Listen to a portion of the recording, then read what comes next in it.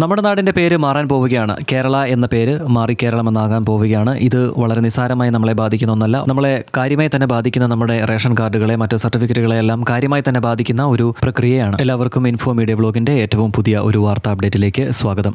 നമ്മളെ എല്ലാവരെയും തന്നെ ബാധിക്കുന്ന ഒരു വളരെ പ്രധാനപ്പെട്ട കാര്യമാണ് ഇന്നത്തെ വാർത്താ അപ്ഡേറ്റിൽ ഉൾപ്പെടുത്തിയിരിക്കുന്നത്. അതിലേക്ക് നമുക്ക് കടക്കാം. വീഡിയോ മുഴുവനായും കാണാൻ ശ്രമിക്കുക.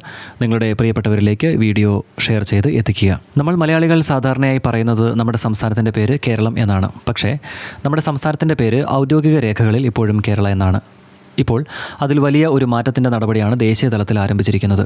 2026 ഓഗസ്റ്റ് 10 കേരള ബിൽ 2026 ലോക്സഭയിൽ അവതരിപ്പിച്ചു. ഈ ബിൽ നിയമമായാൽ നമ്മുടെ സംസ്ഥാനത്തിൻ്റെ ഔദ്യോഗിക പേര് കേരള എന്നതിൽ നിന്ന് കേരളം എന്നായി മാറും.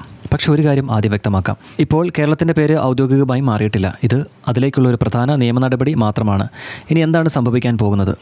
ഇത് മനസ്സിലാക്കാൻ കുറച്ച് പിന്നിലേക്ക് പോകേണ്ടി വരും. 2024 ജൂൺ 24 കേരള നിയമസഭ സംസ്ഥാനത്തിൻ്റെ പേര് കേരള എന്നതിൽ നിന്ന് കേരളം എന്നാക്കണമെന്നാവശ്യപ്പെട്ട് ഏകകണ്ഠമായി പ്രമേയം പാസാക്കിയിരുന്നു. മലയാള ഭാഷയിൽ നമ്മുടെ സംസ്ഥാനത്തെ നമ്മൾ വിളിക്കുന്നത് കേരളം എന്നാണ്. ഭാഷയെ അടിസ്ഥാനമാക്കി സംസ്ഥാനങ്ങൾ രൂപീകരിക്കപ്പെട്ട സാഹചര്യത്തിൽ ഭരണഘടനയിലെ അല്ലെങ്കിൽ ആദ്യത്തെ സ്കെഡ്യൂളിലും സംസ്ഥാനത്തിൻ്റെ പേര് മലയാളത്തിലുള്ള ഉച്ചാരണവുമായി പൊരുത്തപ്പെടുന്ന രീതിയിൽ മാറ്റണമെന്നായിരുന്നു ആവശ്യം. തുടർന്ന് 2026 ഫെബ്രുവരിയിൽ കേന്ദ്ര മന്ത്രിസഭയും കേരള എന്ന പേര് കേരളം എന്നാക്കാനുള്ള നിർദ്ദേശത്തിന് അംഗീകാരം നൽകി. ഇപ്പോൾ അതിൻ്റെ അടുത്ത പ്രധാന ഘട്ടമാണ് ലോക്സഭയിൽ ബില്ല് അവതരിപ്പിച്ചത്.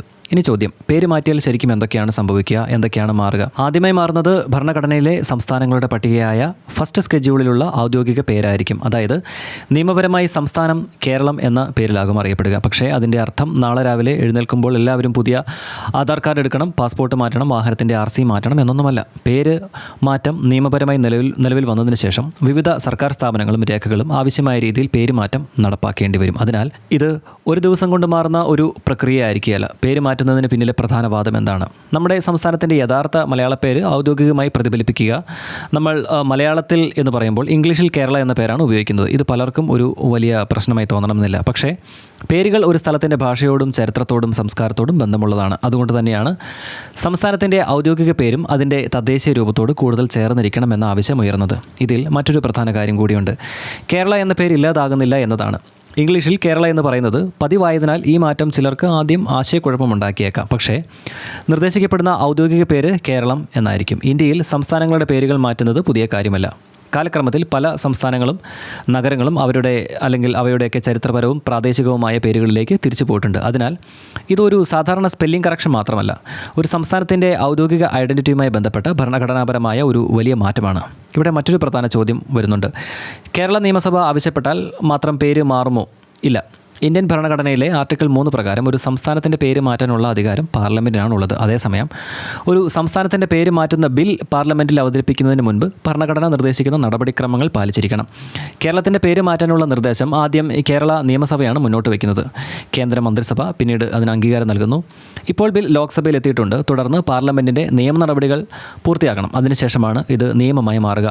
അതുകൊണ്ട് ഇപ്പോൾ കേരളത്തിൻ്റെ പേര് മാറി എന്ന് പറയുന്നതിന് പകരം കേരളത്തിൻ്റെ പേര് കേരളമാക്കാനുള്ള ബിൽ ലോക്സഭയിൽ അവതരിപ്പിച്ചു എന്ന് പറയുന്നതാണ് കൃത്യം.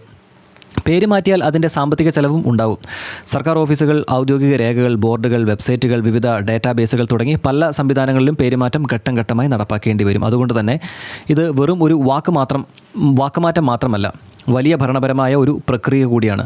പക്ഷേ അവസാനം ചോദിക്കേണ്ട ഏറ്റവും പ്രധാനപ്പെട്ട ചോദ്യം ഇതാണ്: കേരളമാണോ നല്ല പേര്? ഒരു വശത്ത് വർഷങ്ങളായി ലോകം മുഴുവൻ നമ്മളെ അറിയപ്പെടുന്നത് കേരള എന്ന പേരിലാണ്.